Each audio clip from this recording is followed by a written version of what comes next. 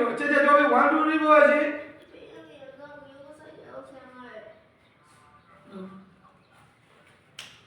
ကောင်းတယ် ကဲအဲ့ဒါဆီယမစိတ်ကောင်းပြီးတော့ဟာအဲ့ဒါပါလေတော့လည်းသူ့ကိုကြည့်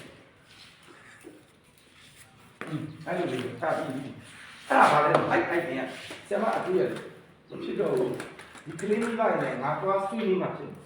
အဲ့တော့တပြင်းချလိုက်တယ်အခန်းရုပ်လေးမရတော့ဘူးဘိုးရဲ့ဒလေးပြူလိုက်တော့ဒါပဲဆီယမအိုင်တင်ချိတ်ဘုံဒီလိုချိတ်ကျွန်တော်ဆီယမဖတ်တာကျွန်တော်ကင်မရာဘက်ကိုတည်ကြည့်ရတယ်